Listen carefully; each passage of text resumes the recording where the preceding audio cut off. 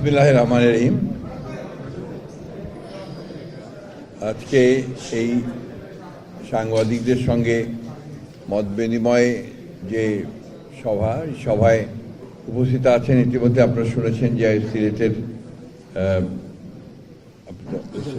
জেলার সভাপতি, মহানগরের ভারপ্রাপ্ত সভাপতি এবং আমাদের এই সিলেটের জেলার বিভিন্ন আসনগুলো থেকে যারা প্রতিদ্বন্দ্বিতা করছেন ধানের শীষ নিয়ে, আমাদের সেই সমস্ত সম্মানিত প্রার্থীগণ, আমাদের এখানে আছেন আমাদের মুক্তাদি সাহেব, মালেক সাহেব, পরে আছেন আমাদের আরিফুল হক চৌধুরী, ইমরান আহমেদ চৌধুরী, আর সহসাংগঠনিক মেফতা সিদ্দিকী, আর কি আছেন মহানগরের সঙ্গে আছেন আমাদের ডক্টর ইরাম আহমেদ চৌধুরী, আর কি বাদ পড়লেন মহানগরের সেক্রেটারি ইমরান আহমেদ চৌধুরী।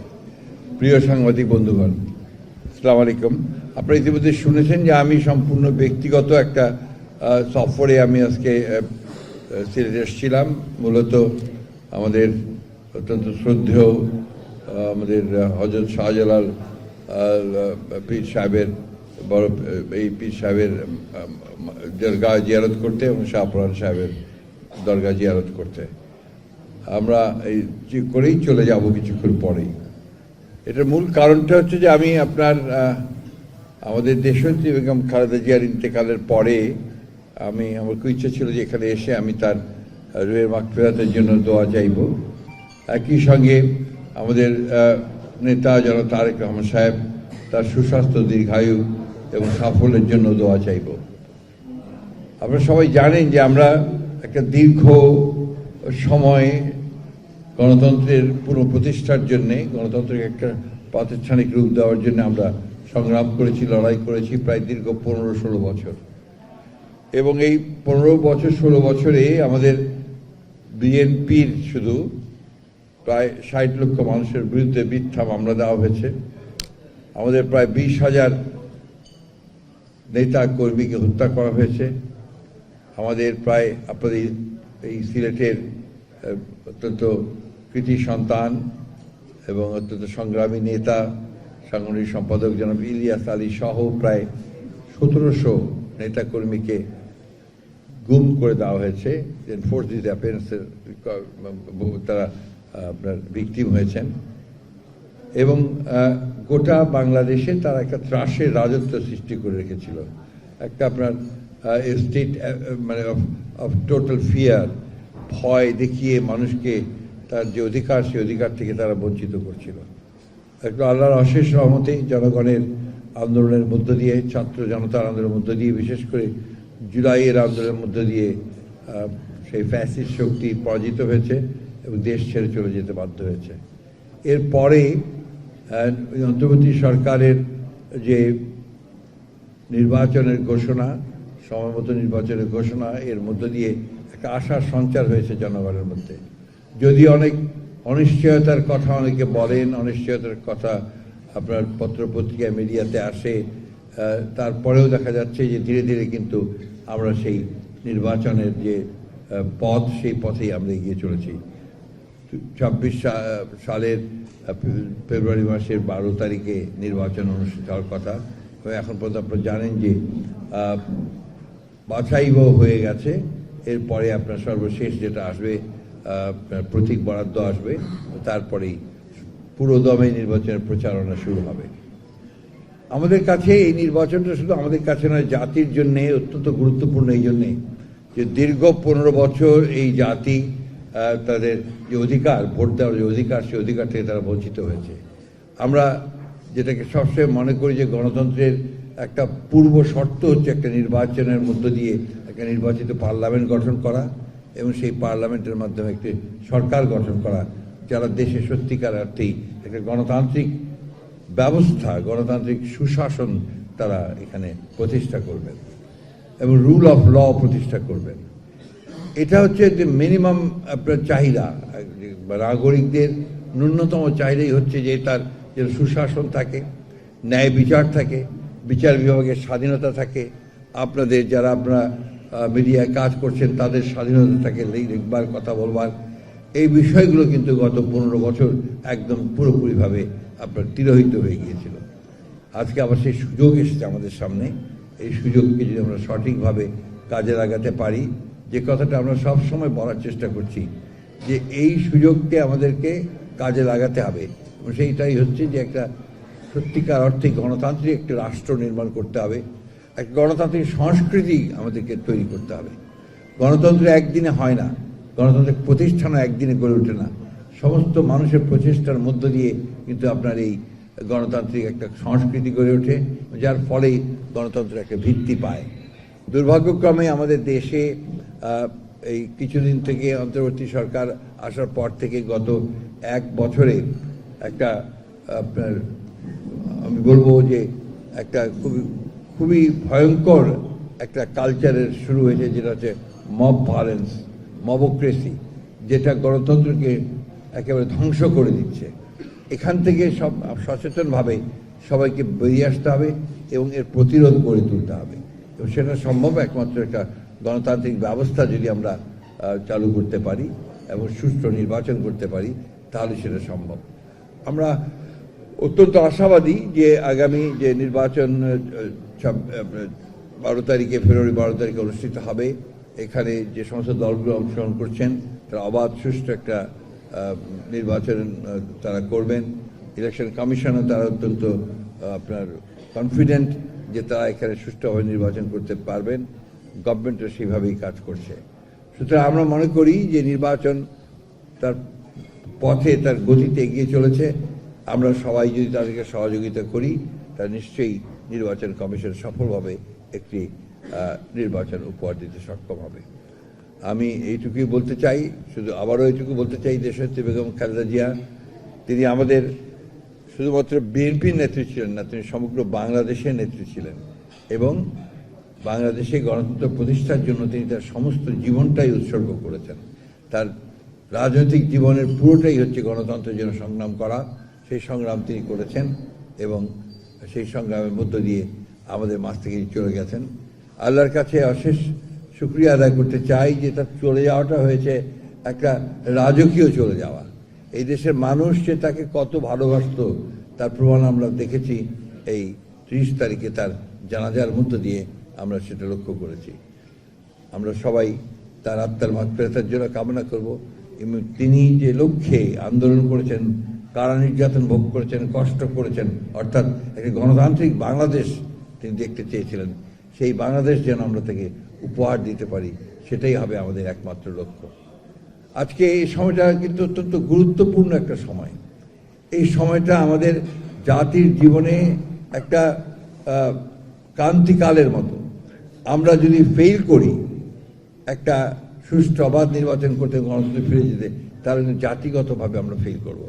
সুতরাং আমাদেরকে অত্যন্ত সাবধানে পা ফেলতে হবে। আমাদের কোনো প্রভোকেশনে পা দেওয়া উচিত হবে না। আমাদের এমন কোনো কাজ, এমন কোনো রাজনীতি কাজ করা ঠিক হবে না যে সমস্ত কাজগুলো আমাদের এই উদ্দেশ্যকে ব্যাহত করতে পারে। আমি সবশেষে সকলের কাছে, সব রাজনৈতিক দলগুলোর কাছে এই আহ্বান জানাতে চাই, আসুন আমরা সবাই মিলে অন্তত যে সুযোগটা আমরা পেয়েছি সেই সুযোগটাকে আমরা কাজে লাগাই। একটা অবাধ, সুষ্ঠু, নিরপেক্ষ নির্বাচনের মধ্য দিয়ে দেশকে গণতন্ত্রের যে দ্বার, সেই দ্বার থেকে অতিক্রম করে গণতন্ত্রের প্রতি এগিয়ে যাই, এবং একটা গণতান্ত্রিক পার্লামেন্ট নির্মাণ করি, নির্বাচন করি, একটা গণতান্ত্রিক সরকার আমরা গঠন করি। এই হোক আমাদের আগামী দিনের লক্ষ্য। ধন্যবাদ আপনাদের সকলকে। আসসালামু আলাইকুম। যদি কোনো প্রশ্ন থাকে করতে পারেন।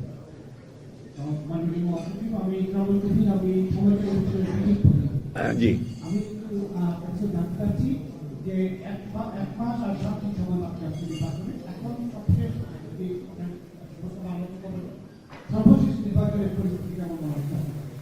আমার কাছে আপনার নির্বাচনের পরিস্থিতি বেশ আশাব্যঞ্জক মনে হয়। এই জন্যে যে আপনি নিশ্চয়ই লক্ষ্য করেছেন যে যারা কিছুদিন আগেও বলতেন যে এটা না হলে নির্বাচন হতে দেব না, এটা না হলে নির্বাচন হবে না, সেই সমস্ত রাজনৈতিক দলগুলো কিন্তু নির্বাচনে অংশ নিচ্ছেন। তারা ইতিমধ্যেই তাদের প্রার্থী ঘোষণা করেছেন এবং নির্বাচনের নমিনেশন ফাইল করেছেন এবং ছাঁটাই বাছাই অংশ নিচ্ছেন, সেই দলগুলো কিন্তু এখন নির্বাচন প্রক্রিয়াতে নেমে পড়েছেন। সুতরাং সেই দিক থেকে আমি মনে করি যে নির্বাচনের বাধাগুলো অনেকটা দূর হয়ে গেছে। শুধুমাত্র গুটি কতক বা কিছু একটি মহল আপনার চেষ্টা করছে এর মধ্যে আপনার কিছু আন্দোলন সৃষ্টি করার জন্য। আমার মনে হয় না যে এটা আপনার শেষ পর্যন্ত টিকে থাকবে বা তারা তাদের যে লক্ষ্য সেই লক্ষ্যে পৌঁছানোর জন্য তারা ওই পথ ছেড়ে দিয়ে আপনার যেটাকে আমরা বলি যে আপনার কনস্টিটিউশনাল পথ বেছে নেবে এবং সেটাই হবে সঠিক সিদ্ধান্ত।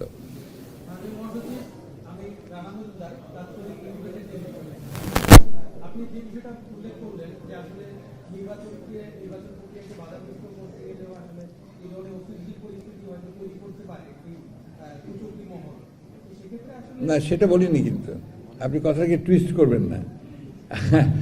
আমি বলেছি যে আপনার এই ধরনের একটা আমরা দেখেছি যে সেটা হচ্ছে না, সবাই নির্বাচনের দিকে যাচ্ছে। একটা যা মহলে দেখতে পাচ্ছি সে আমার আশা যে সেটাও ঠিক হবে না, সেটাও ঠিক হয়ে যাবে।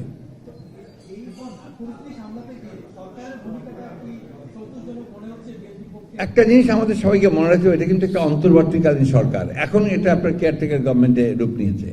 এটার পেছনে কোনো আপনার যে বলে যে জনগণের ম্যান্ডেট নাই, কিন্তু এর মধ্যে তারা যে কাজগুলো করেছে সেগুলোকে আপনাকে অবশ্যই তাদেরকে কৃতিত্ব দিতে হবে। তারা ইতিমধ্যেই সনদের আপনার সংস্কারের ব্যাপারে যে কাজগুলো করেছে, এই কাজগুলো বাংলাদেশের জাতীয় জীবনে নিঃসন্দেহে আপনার অত্যন্ত ইতিবাচক ভূমিকা রাখবে। এবং আমরা বিশ্বাস করি যে সংস্কারগুলোতে আমরা রাজনৈতিক দলগুলো প্রায় সবাই একমত হয়েছি।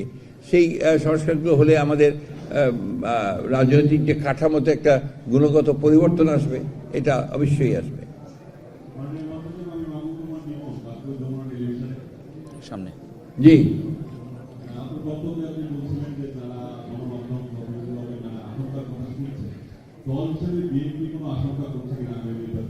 না, আমরা প্রথম থেকেই বলে আসছি, নিশ্চয়ই আপনারা লক্ষ্য করেছেন, আমরা কিন্তু নির্বাচন নিয়ে আমাদের খুব বেশি আশঙ্কা কখনো ছিল না। আপনার মিডিয়ারা কিছু কিছু আশঙ্কার কথা বলেন, অন্যান্যভাবে অন্যান্য আমাদের যারা আছেন টক শো যারা করেন তারাও বলেন, কিন্তু আমরা দল হিসাবে কিন্তু আমরা কখনোই আমরা নির্বাচনের ব্যাপারে আমরা কোনো আশঙ্কা করিনি। আমরা প্রথম থেকে নির্বাচন চেয়েছি এবং নির্বাচনের পথে থেকেছি, নির্বাচন প্রস্তুতি নিয়েছি এবং আমাদের বিশ্বাস ছিল যে নির্বাচন সঠিক সময় হবে। এবং অন্তর্বর্তীকালীন সরকারের প্রধান উপদেষ্টা এবং আমাদের নেতা তারেক রহমানের সঙ্গে লন্ডনে যে বৈঠক হয়েছে, সেই বৈঠকের পর থেকেই কিন্তু এটা নির্ধারিত হয়ে গেছে যে ইলেকশন হচ্ছে, সেটা সঠিক সময়ে উপযুক্ত নির্বাচন হবে।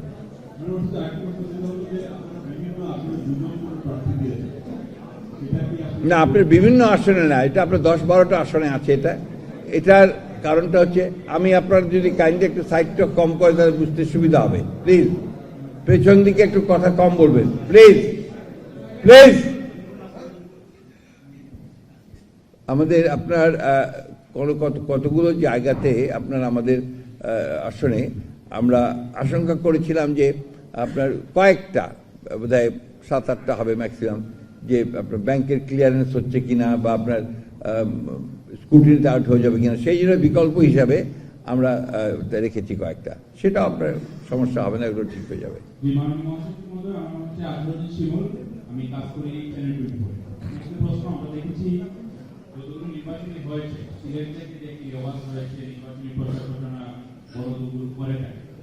কি বললো বুঝলাম না, আপনার কথাটা আমি ঠিক বুঝতে পারিনি, আবার রিপিট করবেন কাইন্ডলি।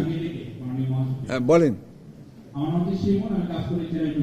জি, সাধারণত বড় দলগুলো, রাজনৈতিক যে দলগুলো রয়েছে, সিলেট থেকে নির্বাচনী প্রচারণা রেওয়াজ আছে এবং আপনাদের দলের অন্যতম ভারপ্রাপ্ত চেয়ারপারসন উনি আসবেন দেশে 25 তারিখ, সিলেট হয়ে গিয়েছেন। তারেক রহমান কি সিলেটে আসবেন এবং আসলে কবে উনি আসতে পারেন?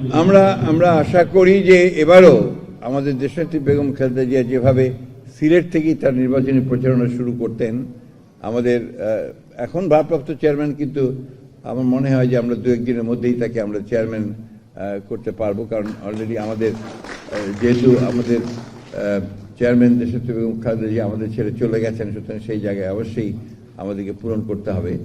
তিনি আমাদের প্রত্যাশা, সকলের প্রত্যাশা যে উনি সিলেট থেকেই তার নির্বাচনী প্রচারণা শুরু করবেন। মাননীয় মহাসচিব, আমি জাকারিয়া হোসেন ইউসুফ, চ্যানেল 9 এ আছি। আমি রাজনীতির বাইরে একটি প্রশ্ন করতে চাই। আপনারা জানেন যে সিলেট হলো লন্ডন অধ্যাসিত বা প্রবাসী অধ্যাসিত এলাকা। এই এলাকার লন্ডন থেকে সরাসরি সিলেটে ফ্লাইট আছে, এখানেই শুনছি যে এই ফ্লাইটটা বন্ধ হয়ে যেতে পারে। এই ব্যাপারে আপনার প্রশ্ন এই ফ্লাইট বন্ধ হওয়ার কোনো সুযোগ নেই, আচ্ছা, প্রেস ক্লাবের সেক্রেটারি কি বলতে কোনো সুযোগ নেই। জি, প্রেস ক্লাবের মাননীয় মহাসচিব, আসসালামু আলাইকুম। আমার নাম সাইফুল তালুকদার, আমি দৈনিক দিনকালে কাজ করি। আমরা দেখলাম যে চট্টগ্রামে বিএনপির প্রার্থীর উপরে হামলা হয়েছিল, আর যারা ঢাকা যেমন হাতি হত্যাকাণ্ডের ঘটনার মতো ঘটনা ঘটেছে, এই ক্ষেত্রে বিএনপি প্রার্থীদের নিরাপত্তা জনিত কোনো ঝুঁকি মনে করছেন কিনা? আমাদের প্রার্থীরা নিজেরা অত্যন্ত সচেতন, সজাগ, এবং তারা নিজেদের নিরাপত্তা নিজেরাই যতটুকু পারেন তারা নেওয়ার চেষ্টা করছেন, এবং আমি বিশ্বাস করি যে এই ধরনের ঘটনা আর ঘটবে না। আসসালামু আলাইকুম। সম্মানিত মহাসচিব মহোদয়, আমি গুলজার আহমদ খান, সভাপতি ছিলাম আমাদের কাজটা। 12ই ফেব্রুয়ারি ত্রয়োদশ জাতীয় সংসদ নির্বাচন, একই দিনে গণভোট রয়েছে। গণভোট সম্পর্কে দেশবাসীর বিষয়ে আপনি কি বলবেন? গণভোটের ব্যাপারে তো আমরা আমাদের বক্তব্য আপনার সবসময় খুব পরিষ্কার করে দিয়েছি। আমরা গণভোটের যেটা আপনার আমাদের ছিল যে আমরা নির্বাচনের দিন গণভোট আমরাই চেয়েছি, এবং গণভোটের হচ্ছে সেই বিষয়গুলোর উপরে যে বিষয়গুলোতে আমরা একমত হয়েছি। সুতরাং সেটা আপনার আসবে এবং জনগণ গণভোট সম্পর্কে তাদের মতামত প্রকাশ করবে। জি, আমি মোহাম্মদ মাসুদ হোসেন, আমি সিলেট জেলা প্রেসক্লাবের সাধারণ সম্পাদক। দুঃখিত, আমি দাঁড়াতে পারছি না, আমার না না, বলেন প্লিজ, আপনাকে দাঁড়াতে হবে কেন? আপনি যখন এই আইন শৃঙ্খলা নিশ্চয়তার কথা বলছেন, তখন আপনার দেখুন যে বিএনপি কর্মীকে খুব কি বলবো? এই বিষয়টা আপনার কথাটা আমি ঠিক বুঝলাম না, আর একটু যে মাইকটা একটু দূরে নিতে হবে। উত্তরাঞ্চলের একটা জেলায় যে কোন বিএনপির নেতাকে কুপিয়ে খুন করা হয়েছে। কি করা হয়েছে? কুপিয়ে খুন করা হয়েছে ও আচ্ছা বিএনপি আচ্ছা নেতাকে। আচ্ছা। তো এই বিষয়টা মানে আপনার দৃষ্টিতে কিভাবে আপনি দেখেন? না, এগুলো নিশ্চয়ই আপনার হওয়া উচিত নয়। এই ধরনের ঘটনাকে আমরা আপনার অবশ্যই আপনার আমরা ক্ষুব্ধ, নিন্দা করি, কিন্তু একই সঙ্গে আপনার এত বড় একটা দেশ বা 18 কোটি একটা দেশ, তার নির্বাচন হচ্ছে, এতদিন পর একটা নির্বাচন হচ্ছে, দু একটা ঘটনা এরকম ঘটতে পারে, কিন্তু এটাকে চেষ্টা করা উচিত যেন ঘটনা না ঘটে। আচ্ছা, আমরা লাস্ট কোয়েশ্চন নিব প্রেস ক্লাবের সেক্রেটারি। আমাদের টাইম নেই। টাইম নেই। আমি সিলেটের ভাই নিজে আমার ছোট একটি প্রশ্ন, আগামী 12 ফেব্রুয়ারি নির্বাচনে বিএনপি সংখ্যাগরিষ্ঠ আসনে জয় হবে, আপনারা সর্বদলীয় সরকার গঠন করবেন? আমাদের তো একটা ঘোষণা আছে, সর্বদলীয় নয়। আমাদের একটা ঘোষণা আছে যে আমরা যাদের সঙ্গে একসাথে আন্দোলন করেছি, যুগপৎ আন্দোলন করেছি, তাদেরকে নিয়ে আমরা একটা জাতীয় সরকার গঠন করব। এটা আমাদের ঘোষণা আছে, ডিক্লেয়ার্ড, কিন্তু এটা সর্বদলীয় নয়। আপনাদের সকলকে অসংখ্য ধন্যবাদ। আমাকে এখনই আবার ফ্লাইট ধরতে হবে। আপনাদের সহযোগিতার জন্য আন্তরিকভাবে ধন্যবাদ, কৃতজ্ঞতা। Thank you.